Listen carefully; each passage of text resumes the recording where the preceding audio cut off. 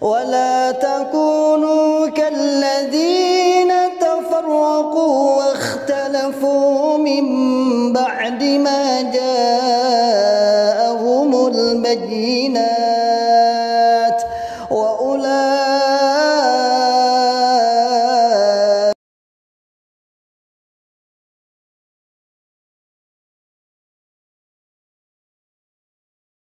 Assalamualaikum warahmatullahi wabarakatuh.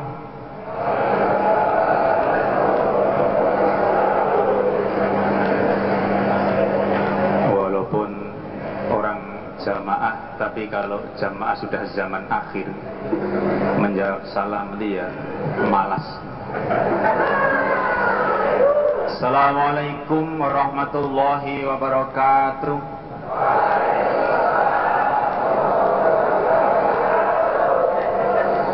Alhamdulillahilladzi anzala ala abdihil kitaba wa lam yaj'al lahu iwaja qayyiman liyundhira ba'san shadidan min ladunhu wa yubashshiral mu'minin alladzina ya'maluna sholihati anna lahum ajran hasanah makithina fihi abada.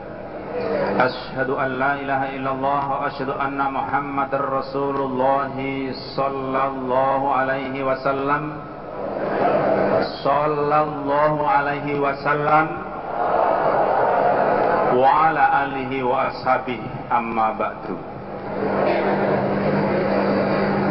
Saudara-saudara sekalian, para alim ulama dan jamaah yang saya cintai,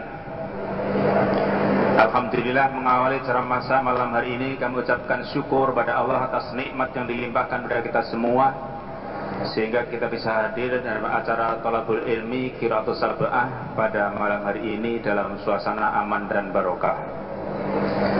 Kepada beliau Rasulullah sallallahu alaihi wasallam, para sahabat-sahabat, para tabi'in, para alim ulama, para mubaligot, saudara selalu disebut atas amal sulihnya yang telah membawa risalah kebenaran agama Islam yang hak, berbentuk jamaah berdasarkan Al-Quran dan sunnahnya Rasulullah SAW. Kami ucapkan syukur, alhamdulillah, jazahumullahu khairan. Dan atas kesabaran Bapak Ibu sekalian, kesediaannya mendengarkan nasihat pada malam hari ini, kami ucapkan syukur, alhamdulillah, jazakumullahu khairan. Saudara jamaah sekalian, terutama yang di hadapan saya sangat terharu, bangga bahwa ulama-ulama dari daerah-daerah yang dikirim ke sini rata-rata remaja, rata-rata masih muda. Memang mengikuti Qiraatus Sab'ah, kalau yang dikirim itu yang paling tua, saya kira susah untuk mengikutinya. Jadi kalau dari daerah tuh ini biar yang bunafid, yang sudah senior, yang tua-tua dikirimkan, saya kira lebih sulit. Karena remaja itu ingatannya masih setia, yang dipikirkan belum terlalu banyak. Dan kalau saya lihat di hadapan kami pun remaja-remaja rata-rata itu yang wayuh juga belum banyak, sehingga pikirannya tidak begitu kemana-mana. Saya bangga dan saya haru, senang sekali banyak ulama-ulama muda di kalangan jamaah. Tetapi kendalanya, saudara-saudara sekalian, sebagai ulama biasanya nasihat bisa, ilmu mengerti, dalil hafal, mengaji sering. Sesuatu hal yang rutin dan diulang-ulang itu biasanya mengandung kejenuhan. Kalau tidak bisa memahami apa artinya kita hidup, bisa bosan. Dan kalau sudah bosan, akhirnya akibatnya nyepelekin, meremehkan. Saya kalau nasihat seperti sudah sering mendengarkan. Ngapain serius? Saya sudah biasa mendengar nasihat seperti itu. Bosan yang ada.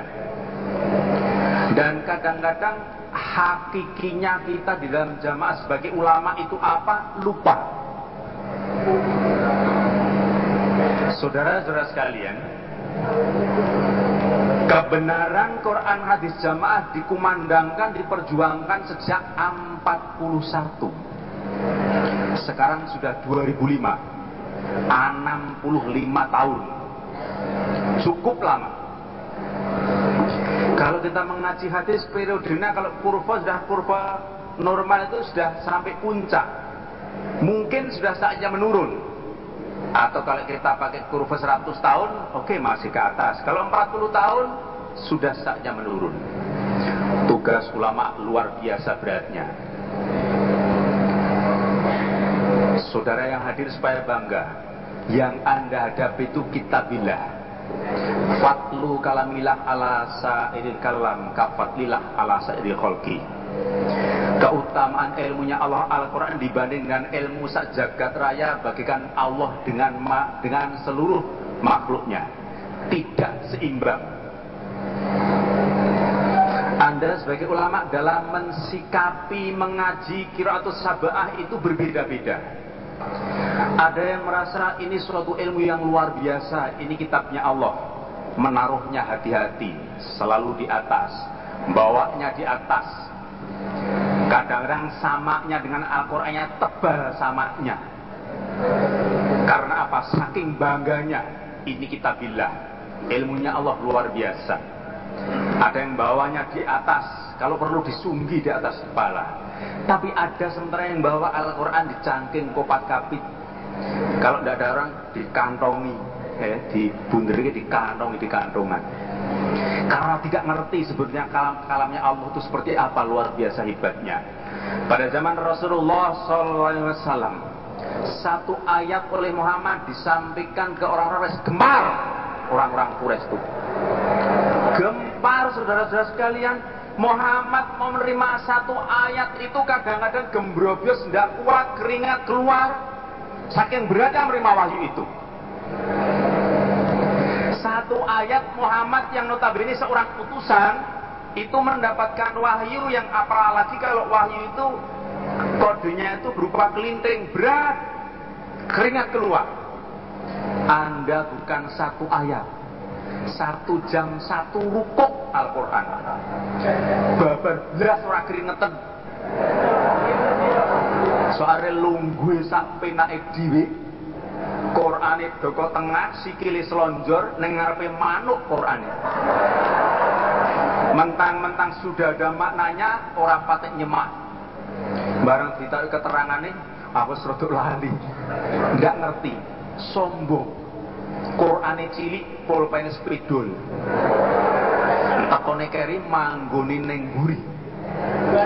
Mubaleke mulangi Baqarah kene buka Yasin. Ditegur koncone kok surate benten to Pak, wong padha arape ora apa-apa.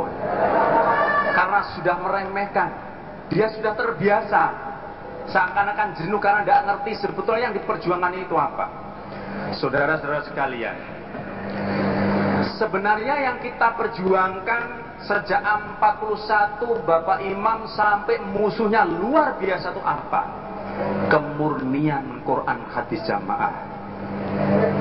Kemurnian agama Islam yang berbentuk jamaah yang berdasarkan Al-Quran dan Sunnah. Biasanya sering disingkat dengan kebiasaan Quran hadis jamaah.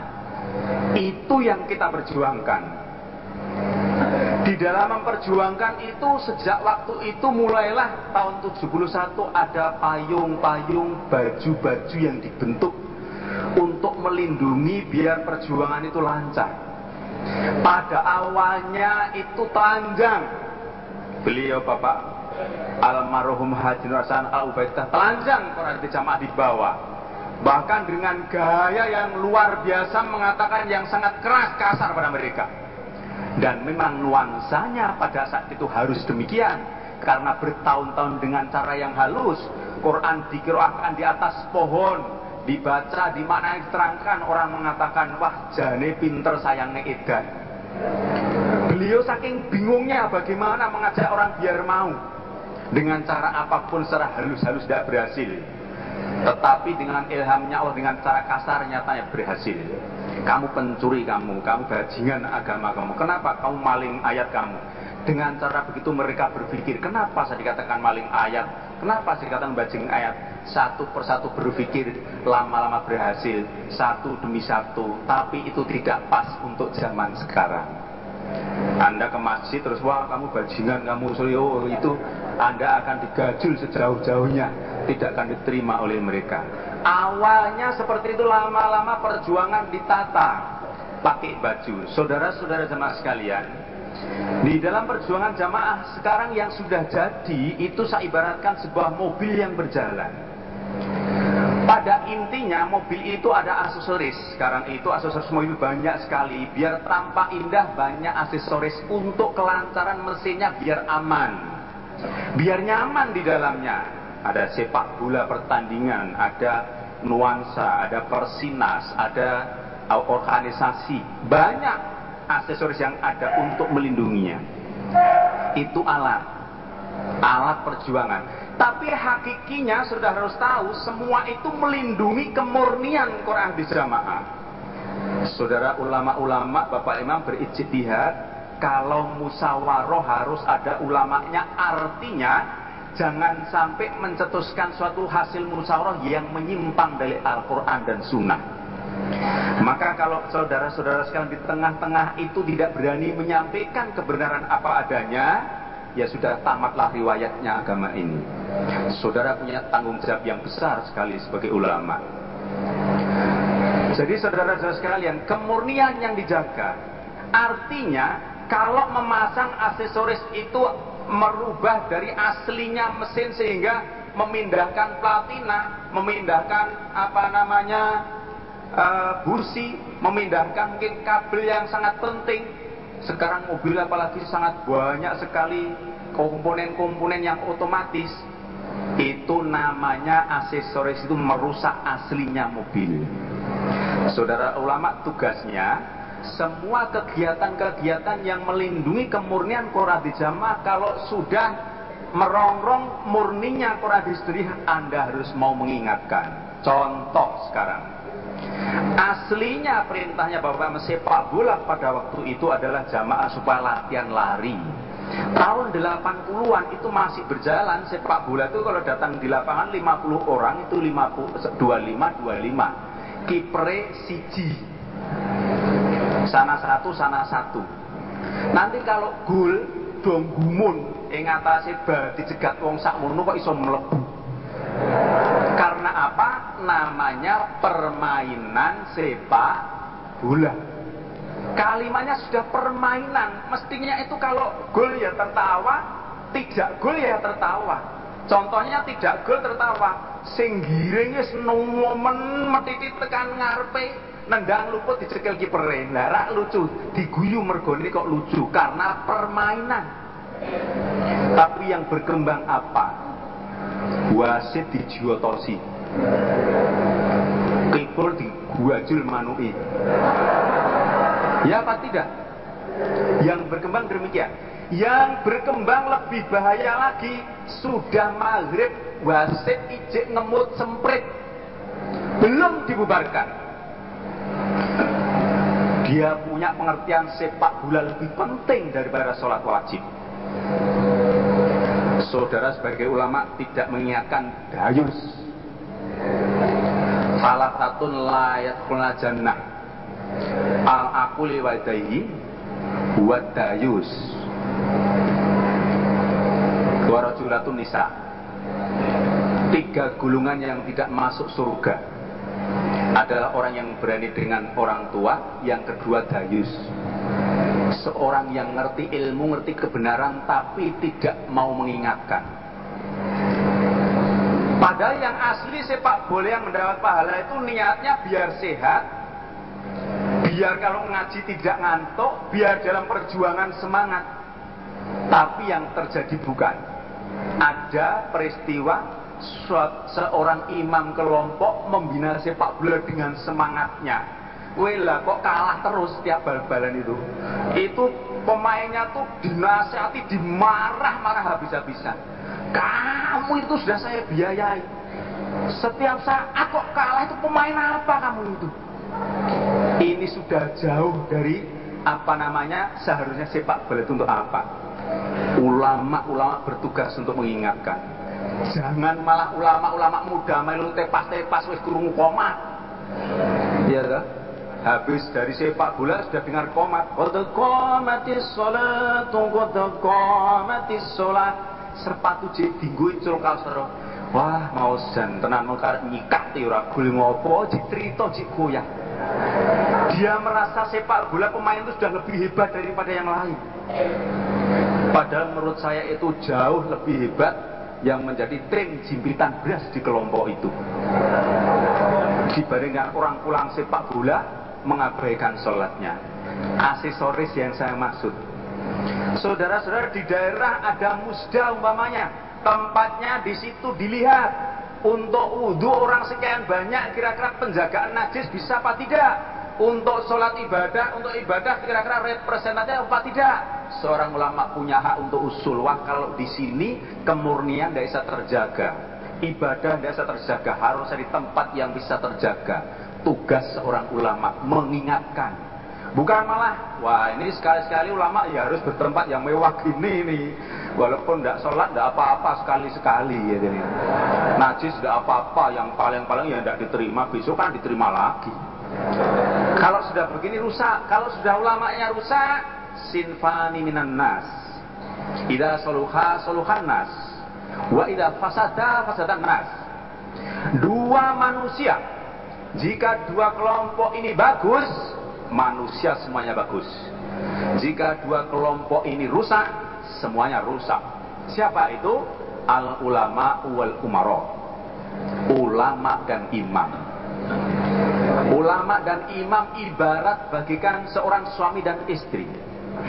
Kalau sudah ulamanya pola berpikirnya seperti itu, sudah tujuannya ke arah yang tidak murni lagi, ya semuanya jadi rusak. Maka seorang ulama harus punya pola pikir seorang ulama. Yang kita lindungi, yang kita perjuangkan itu ya kemurnian Quran Jamaah itu sendiri. Jangan sampai tadi yang saya katakan aksesoris itu ngerogoti keaslian mesin itu sendiri, merusak mesin itu sendiri, sehingga kemurniannya menjadi luntur, yang ada tinggal aksesorisnya. Saudara jamaah sekalian, tahun 1912 Kiai Haji Ahmad Dahlan, pendiri Muhammadiyah, tujuan Muhammadiyah bertujuan untuk menjalankan syariat Islam yang sesungguhnya, yang jauh dari khurafat, syirik, takoyul, bid'ah, murni sebagaimana Al-Quran dan Al-Hadis. Itu tujuan pada tahun 1912. Tapi lama-lama tidak terkontrol, sehingga sekarang yang ada apa? Aksesoris yang saya katakan. Semua yang kegiatan sosial meningkat, tetapi kemurnian tidak terwujud sama sekali. Kita jangan sampai terbawa arus ke sana. Untuk itu saudara-saudara sebagai ulama harus bisa mempertahankan. Itu adalah perjuangan. Kulil haqqo walau kana murun. Katakan kebenaran walaupun pahit didengar. Dan zaman akhir memegang kebenaran memang sangat berat. Zaman Nabi aja sudah berat, zaman Kakombratin ala jamarin fatansu minan billah fatanju minan billah fatansu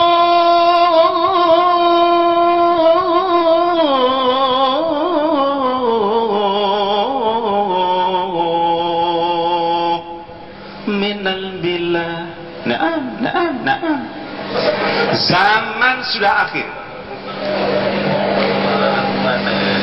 Wahada zamanus sabri malakabilati. Orang yang megang kebenaran harus sabar. Kakobedin ala jamrin fatan juminal bila. Ibarat megang bara api. Bara api itu kalau dipegang set, mampus api. Tangan akan selamat, panas tidak akan lama. Tapi kalau bara api dipegang pelan-pelan, api tidak akan padam, tangan akan terbakar habis. Mengaji, amal, membela jamaah taat set karena Allah. Ini dadaku, mana dadamu? Akan saya perjuangkan sampai titik darah penghabisan. Harusnya begitu. Bukan hanya kena rayuan sedikit-sedikit. Nah, saudara sekalian, zaman sekarang zaman sudah betul-betul sudah zaman akhir. Yang kita hadapi yang merongrong kemurnian ini banyak sekali, luar biasa, dan berkembang terus-menerus.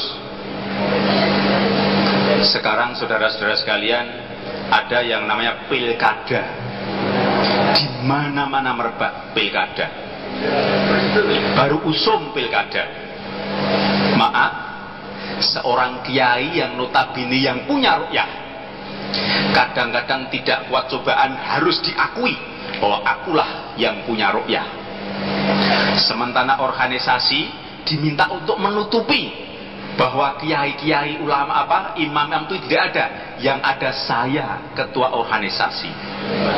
Tetapi karena di situ para calon-calon bupati, calon wali kota mengatakan, hayo mana siapa yang punya jamaah, ini uang silahkan saya bayar. Akhirnya tidak kuat menahan suara-suara itu, akhirnya menampakkan aku yang punya asli ruqyah itu aku.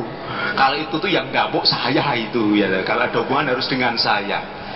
Akhirnya terjadi, saudara-saudara sekalian, calon bupati, calon datang ke imam-imam daerah, ketua organisasi delungak belula kok domoronya nih kiai daerah, lah aku kon ngopo ini ya.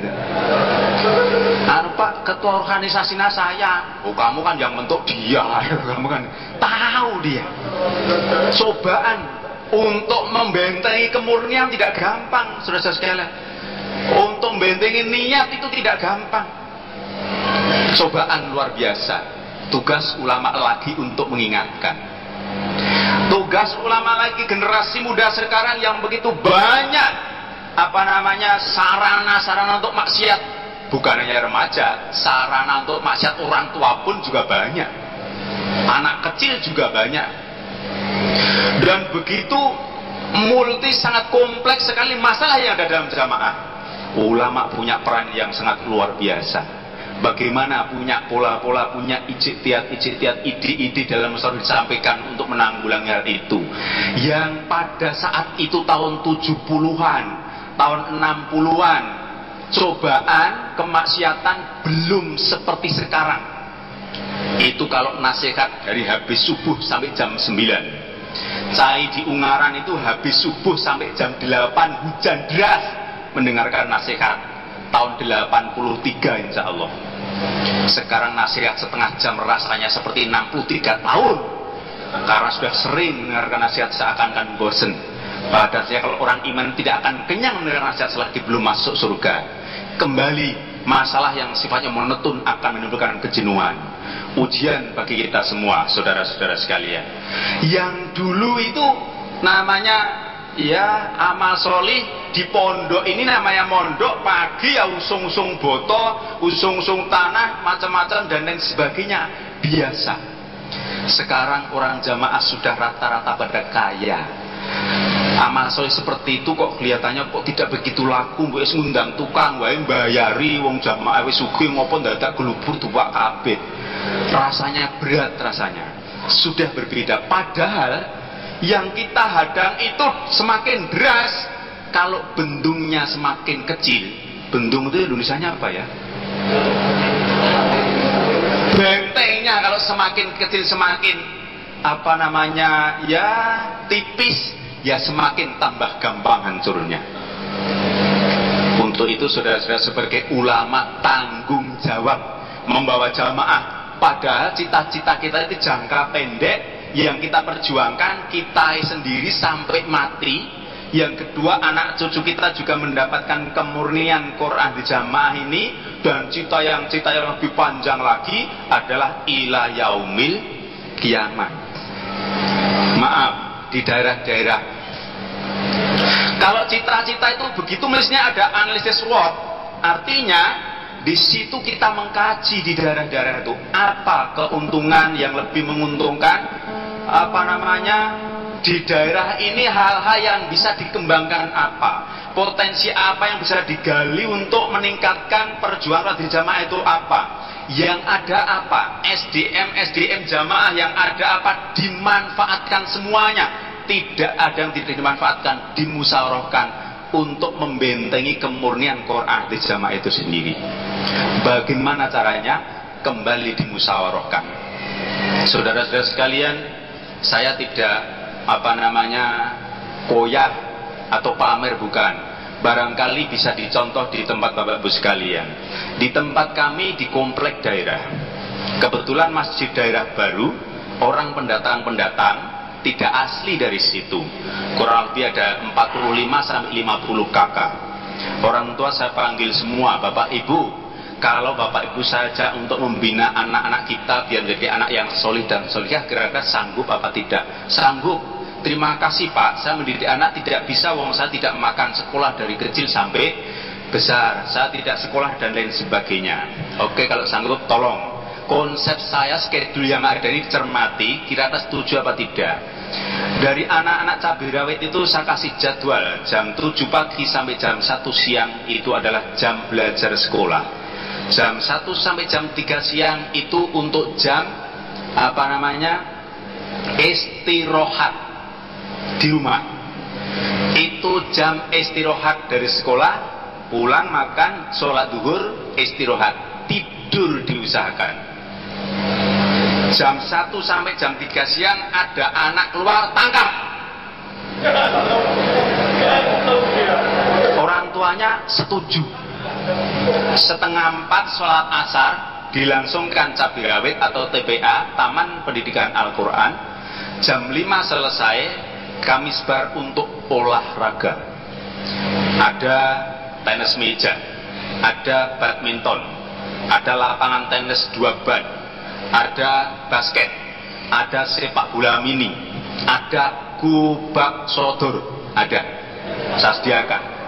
Gu itu berangkat back ke belakang, sodor artinya ke belakang, butul depan lewat pintu dengan dihadang teman-temannya. Nah, setelah itu selesai maghrib, habis maghrib semua cabai rawit khusus belajar bacaan Al-Quran. Mas Toyibun salah satu guru cabai rawit. Saya bangga menjadi guru cabai rawit karena mengajar anak kecil itu tidak gampang. Lebih mudah mengajar yang sudah dewasa atau wis pinter, itu gampang sekali. Ya kan? Kalau mengajar anak kecil atau yang sudah tua sekalian sangat sulit. Punya murid namanya Mbah Marto, disuruh innaka hamidum majid, ingkono karmidul majid. Karena sudah tua, susah itu Bapak Ibu sekalian. Setelah cabai rawit selesai isya, habis isya belajar sesuai dengan kelasnya masing-masing. Yang kelas 5, kelas 5, kelas 6, kelas 6, kelas 4, kelas 4 dikelompokkan, ditunggui seorang guru sampai kurang lebih jam 8:30. Setelah itu pulang ke rumahnya masing-masing. Plus ada tambahan khusus Jumat sore, itu ada tambahan pelajaran bahasa Inggris. Alhamdulillah sampai sekarang berjalan lancar. Jam 1 sampai jam 3 keluar, tangkap. Betul-betul terjadi. Artinya terjadi, baru ditangkap, lari pulang, ya enggak jadi. Nah ini jadi pada waktu jam 1 sampai jam 3 enggak ada nguluk ke layangan, orang tuanya didenda lipat 10 harga layangan. Karena layangan itu termasuk bahaya, karena begitu nguluk ke layangan, mundur-mundur ada kalian enggak ngerti geledak. Gara-gara nguluk ke layangan, nguyak layangan yang putus benangnya itu, mobil tendang serah urusan gitu. Itu kalau dapat harganya 150, mobil di gua brus gitu. Masuk rumah sakit habisnya berjuta-juta. Sehingga nguluk ke layangan itu adalah larangan keras. Sehingga kampung itu disebut kampung bernuansa muslim. Nah ini Bapak Ibu sekalian, alhamdulillah. Dan di situ juga ada pondoknya. Ya alhamdulillah dengan sarana, karena sekarang ulama-ulama itu ya perlu, bukan perlu lagi, memang seorang ulama wajib memiliki nafkah. Kalau saudara-saudara ulama itu kalau nafkahnya juga banyak, saya yakin mengajar ya lebih tentram. Mulan ini datang asrama begini sing ngantongi duit akeh karo sing ra duwe mesti pucet karo rabi itu mesti berbeda. Wajahnya sudah berbeda. Ya. Sing sangune akeh yo mlakune giyayan gitu. Asrama suwe mentok wah rumah saku sediluk ora apa-apa. Sing duwe dhuwit sing ora rumangsane 2 dina kaya 17 tahun perasaan. Iya apa iki ora nek mansuan dicepetke yo ngene. Apa usulnya macam-macam dan sebagainya. Nah kalau seorang ulama juga di belakangnya ekonomi cukup, istri cukup, anak cukup, saya kira juga lebih menyenangkan. Maka saya bekali pondok pesantren saya itu komputer, kemudian ukir, agronomi itu tanam menanam, kemudian pelatihan MC dan pelatihan berpidato menghadapi luar maupun dalam. Luar maupun dalam ya dalam gedung, di luar gedung ya, termasuk di dalam jamaah dan di luar jamaah. Yang perempuan ada mesin jahit, kemudian merias diri dan memasak. Karena wanita yang tidak bisa merias diri itu juga termasuk kelemahan. Contoh, karena tidak bisa merias diri, kulitnya irang, ngisor kuning, dur abang, kudume ijo, sepatune lorek, jinjit ngarep.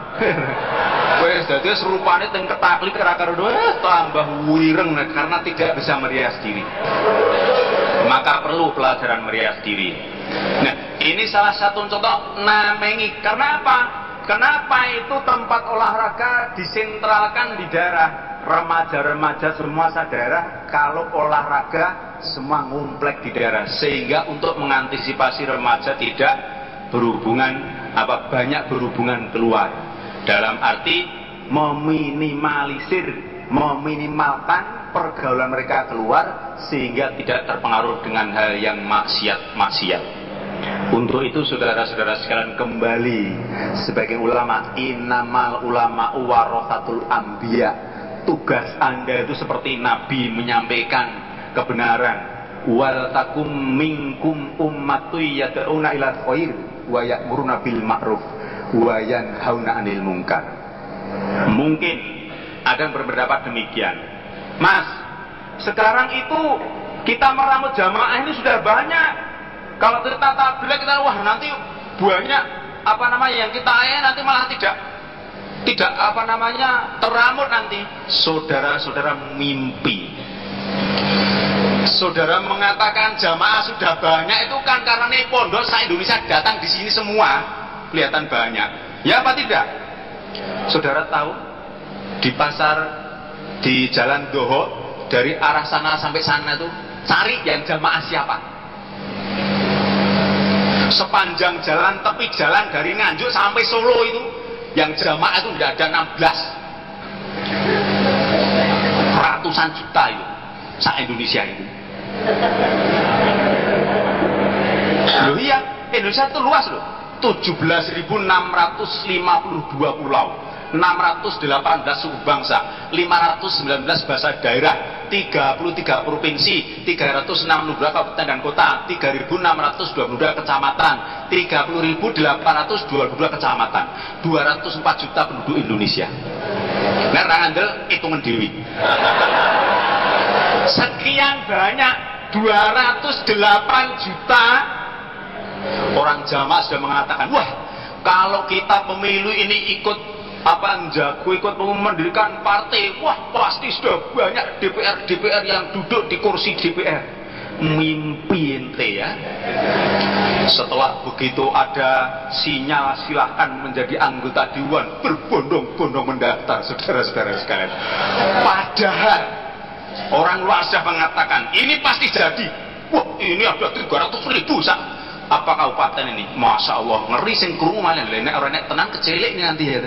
Ternyata betul makbis ya, suaranya paling bawah sehingga mereka tahu oh lah tiba-tiba cik sidik banget ya konangan malia jane sadurunge ngono rong konangan jane masih di dalam buku Indo ya, dalam ensiklopedi ya, itu jamaah LDI itu sudah 40 juta bareng pemilu melu golek kursi ketok nek 200 punjul itu. Nah ketahuan Nah maka saudara jangan berkata sudah banyak terus berhenti amar ma'ruf. Harusnya sebagai mubalik daerah itu koordinasi dengan mubalik desa, kelompok, bagaimana amar ma'ruf digerakkan. Saudara-saudara sekalian, banyak mereka itu sebenarnya yang belum tahu persis seperti apa jamaah ini. Setelah tahu persis di dalamnya, mereka terkagum-kagum rata-rata. Informasi-informasi yang negatif setelah dia masuk dapat informasi yang sebenarnya, mereka terkejut. Ikut mengaji tidak sedikit, itu sangat banyak sekali. Amar ma'ruf ini tugas terus ila yaumil kiamah. Tidak berhenti setelah jamaah sudah 1.013.000, tidak. Jamaah sudah 1.313.000 kok. Tidak usah malah tambah lagi, malah repot untuk apa namanya. Ini baru sekian saja tim perkawinan sudah jengkel, bagaimana banyak yang tidak laku. Kalau nanti bagaimana? Loh, kan ada apa namanya penyelesaiannya, ya apa tidak? Ada penyelesaiannya. Memang sekarang banyak sekali wanita-wanita yang insaf ke dalam jamaah. Penyelesaiannya ada tim perkawinan. Itu sudah ada jamaah sekalian. Maka perjuangan, mohon maaf, niat jangan sampai berubah. Semata-mata memurnikan Quran hadis jamaah, pengen masuk surga, selamat dari api neraka. Itu yang kita perjuangkan. Ya Quran hadis itu yang kita perjuangkan. Jadi jangan sampai dalam acara-acara di luar Quran hadis untuk menutupi Quran hadis itu justru menyingkirkan Quran hadis. Seperti yang saya contohkan, sepak bola maghribnya disambung dengan isya. Nah, latihan Persinas sampai isyanya apa maghribnya itu apa namanya terlambat. Itu namanya mau membentengi tapi justru merobohkan hakiki di dalamnya kebenaran kemudian Quran di jamaah. Saudara sebagai ulama di dalam musyawarah harus selalu menyampaikan hal-hal yang sifatnya very koloso, yang menyimpang bahaya. Nanti kalau sudah kecil dibiarkan besar tidak terasa, sehingga sampai bid'ah pun itu dilaksanakan kadang sudah tidak terasa karena sudah biasa kecil diremehkan. Yang kecil yang membahayakan kemurnian sikat harus kulil haqqo walau kana murran. Saudara sekalian, yang namanya ya ngomong jangan disalahartikan terus dibiarkan. Namanya bangun sebuah bangunan itu kalau sudah mencongnya tembok itu sudah 10 cm tidak diamril. 6 tahun tidak akan rampung itu. Kalau tembok itu mencengnya sudah 10 cm kepras pakai cetok. Diamre ya kesuwen no. Iki ya irama baik, iki alon-alon. 800 tahun orang trek ngamril iki. Wong mencenge 10 cm kok diamre? Ya kepras pakai cetok. Tergantung situasi dan kondisinya. Untuk itu Bapak-bapak sekalian, para ulama-ulama, kepahaman sikap jamaah-jamaah dalam mengaji amal solih dibenahi. Sikap jamaah atau dalam pelaksanaan sehari-hari amal solih dibenahi. Contoh, man sholla alaihi sholatan wahdatan shollallahu alaihi biha asroh. Padahal mengucapkan Rasul disebut menyambut shollallahu alaihi wasallam. Berapa pahalanya? Berapa? 10. Shollallahu 10, alaihi wasallam 10. Sallallahu alaihi wasallam itu dapat rahmat 20. Tapi rata-rata aras-arasen wis kulino ya. Aras-arasen. Malah ada saking kulinonya tuh enggak berbunyi sallallahu alaihi wasallam. Mokola salam. Lah kok salam terus maknanya apa? Karena sudah terbiasa. Bahwa salam. Terus maknanya apa? Terbiasa sehingga tidak apa namanya salam juga kadang-kadang. Assalamualaikum warahmatullahi wabarakatuh. Ini ada pengumuman. Assalamualaikum warahmatullahi wabarakatuh itu mendoakan selamat warahmatullahi wabarakatuh. Ini ada pengumuman. Kebiasaan sebetulnya kalau dibiarkan bablas tidak terasa itu keliru. Termasuk sholat. Allahu Akbar. Makmumnya kepuntil-puntil ora iso nututi. Loh betul. Saya melihat dengan mata kepala saya sendiri. sebab mata kaki saya tidak bisa menyaksikan. Di situ jamaah sholat, ada orang mau masuk dalam jamaah, mohon maaf, orang bukan orang jamaah ikut makmum. Lah orang jamaahnya itu dua, lah yang satu ditarik suruh jejer, yang tiga itu suruh di belakang. Apa ya ada coba? Kayak gini apa ya, terus budi luhur bagaimana? Orang imam kok dua itu bagaimana? Jadi dia jejer, yang orang luar tuh makmum di belakangnya tiga.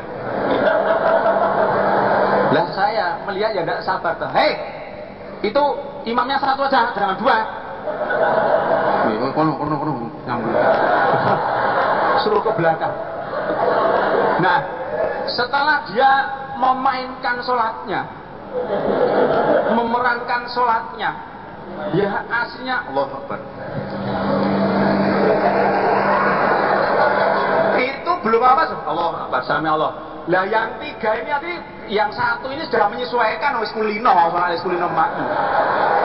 Lah yang tiga ini kepondel-pondel ini baru Allah iki kepiye to agak sujud ini sudah dengan lagi jenenge. Saya innalillahi wa inna ilaihi raji'un. Nek salate kaya ngene kepiye? Keuyak-uyakan to niku ya Allah ya Rabbi subhanallah. Saya tuh mentolong ngoplok imamnya itu jangan. Lah ning apa wong salat tak koplok wae ora malah dosane dobel. Saya terus bingung, setelah rampung saya tanya, mubalik itu? Yang sholat itu mubalik, yang jadi imam itu mubalik. Terus saya tanya, kamu tidak bisa sholat dengan lebih pelan, lebih tertib kok? Enggak itu. Innalillahi wa inna ilaihi raji'un. Jawabnya apa? Orang jamaah itu kalau sholat tepat, singkat, tepat, padat. Saya terus ngomong, baru minggir. Cepat, singkat, tepat, padat katanya. Lah terus bunyinya hadis dalam kitab Busulah hatta tatma'inna itu di mana? Sehingga tenang, anteng, semuanya organ tubuh sudah berhenti baru berwiyah hatta tatma'inna. Antara ngaji dengan praktek masih banyak yang perlu dibenahi. Saudara-saudara sekalian, kita fair sajalah. Kalau memang kita sebagai ulama dan prakteknya memang tidak cocok dengan Quran, tidak diingatkan, kita terima. Ya apa tidak? Jangan sampai Allah gue harap khusyuk orang jamaah yang neraka. Bukan masalah itunya. Dapat jawabnya, itu khusyuk orang jamaah yang neraka. Yang namanya latuk balas tidak diterima sholatnya, hataya tadi atau sehingga meninggalkan bid'ah tadi, yang diancam ya orang jamaah itu. Kalau sampai sujud rukuknya itu nyolong, terus besok diganti kepala khimar, ya orang jamaah itu. Lah kalau orang di luar jamaah, lah kok sujud tak jeke yang neraka dhewe rasa ndak diganti khimar. Ya apa tidak? Sing diancam sujud rukuk seperti mencuri, sejegat pencuri itu sujud rukuk, ya orang iman itu lah. Kalau tidak orang iman, wes gemburutu dhewe yang neraka itu sudah tidak usah diancam apa-apa. Orang sanggup bid'ah, please go to hell otomatis. Silakan masuk neraka. Ya apa tidak? Yang dihukumi Quran dan hadis itu orang iman, bukan mereka, bukan. Ya kita ini.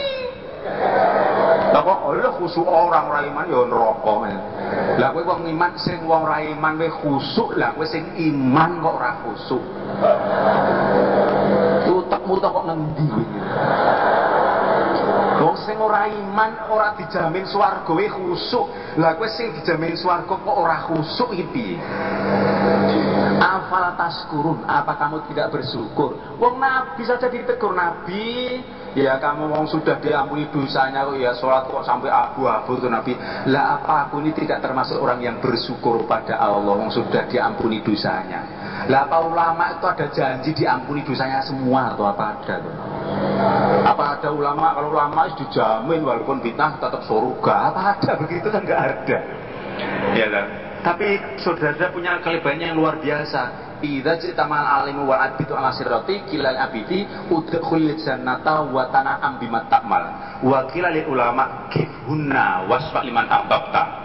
Besok ketika orang di atas siratal mustaqim, orang-orang yang bukan ulama mau masuk surga, silakan masuk surga. Please go to paradise. Silakan masuk surga dengan selamat. Tetapi ulama kifhunna, berhenti. Jangan masuk surga dulu. beri syafaat siapa yang kamu cintai, baru kamu masuk surga bersama-sama. Saudara saya punya kelebihan yang luar biasa, tetapi sebagai ulamanya harus pas.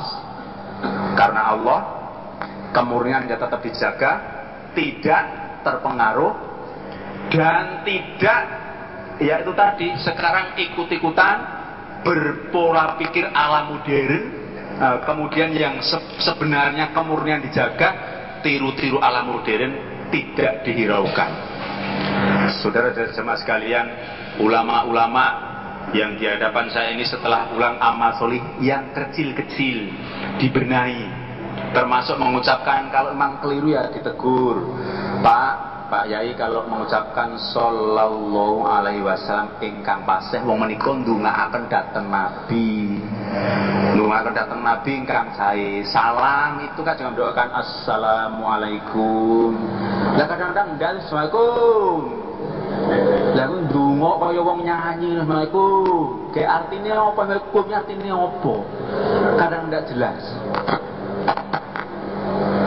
Mengucapkan awalnya nasihat juga tidak begitu dihiraukan. Bismillah, alhamdulillah, saudara sekalian. Jadi dicontoh itu siapa? Silahkan saudara sekalian itu bagaimana? Meremehkan hal yang kecil-kecil, yang besar pun akan diremehkan. Ulama-ulama ahli Quran, tukang dandani. Berbanggalah ahlul Quran Allah wa khasatuhu. Ya apa tidak? Ya apa tidak? Zalzallahu bil khairati anna a'immah lanna nakunul Qur'an abau wassalsala abau wassalsala.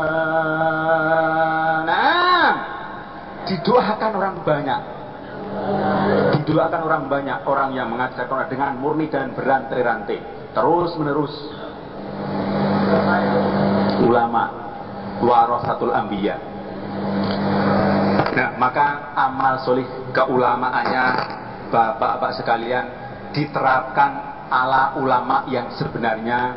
Mohon maaf saya menambah sedikit, saudara-saudara, sebagai syairullah, sudah nih ya, sebagai syairullah, tempatkan diri Anda sebagai orang yang mulia.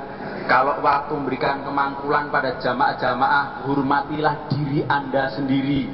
Seorang ulama pakai pakaian yang rapi, syukur pakai serban, kalau tidak bisa ya pakai kupluk, syukur-syukur. Jadi penampilan Anda itu apa namanya di situ ya, penampilan ulama. Saya masih tahu persis orang jamaah lain mengaji baru 2 hari nggak jadi. Kebetulan yang mengajar di kelompok itu gondrong, gitu, ora jungkatan, nganggo katok levis, nganggo kaos ireng, kaosnya oblong, mulangnya karo gelelang ngene. Ngomongnya itu apa? Wah, jane seneng ning sing mulang kaya wong edian wis kapok aku gitu. Karena apa? Penampilannya tidak menampilkan seorang ulama. Ya maka hal itu supaya diantisipasi sebaik-baiknya. Ulama, dandanilah diri Anda sebagai ulama. Saudara sekalian, sebagai akhir nasihat pada malam hari ini, marilah kita tetap menatapi agama Islam yang berbentuk jamaah berdasar Al-Quran hadis. Mulai tahun 60 tanggal 17 Agustus dinasihatkan jamaah ini cirinya atau cara-cara mengamalkan sebagai orang jamaah adalah dengan cara 5 bab, yaitu mengaji, mengamal, bela, jamaah, taat, dikerjakan sampai ajal matinya masing-masing. Nah, sehingga kita mendapatkan surga, terhindar dari api neraka. Semuanya ditambahi embel-embel niatnya karena Allah semata-mata, hanya yarjuna rahmatahu wa yakhafuna adabah. Sedikit yang kami sampaikan di sini, mudah-mudahan bermanfaat bagi Bapak Ibu dan saudara-saudara sekalian. Kurang lebihnya mohon maaf yang sebesar-besarnya. Saya tutup dengan doa, a'udzubillahi minasyaitonirrajim. Bismillahirrahmanirrahim. Allahumma salli ala Muhammad wa ala ali Muhammad kama sallaita ala ali Ibrahim wa barik ala Muhammad wa ala ali Muhammad kama barakta ala ali Ibrahim fil alamin innaka Hamidum Majid. Rabbana zalamna anfusana wa illam taghfir lana wa tarhamna lanakunanna minal khasirin. Rabbana hab lana min azwajina wa dhurriyyatina qurrata a'yun waj'alna lil muttaqina imama. Allah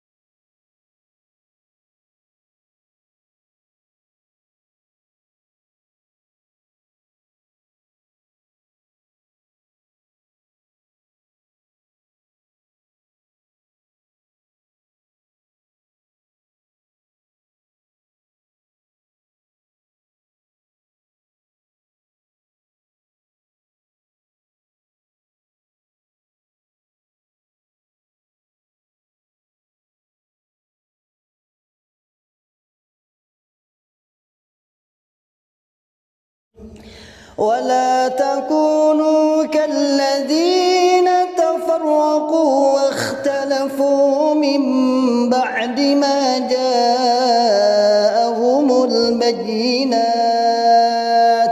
وأولئك لهم عذاب عظيم.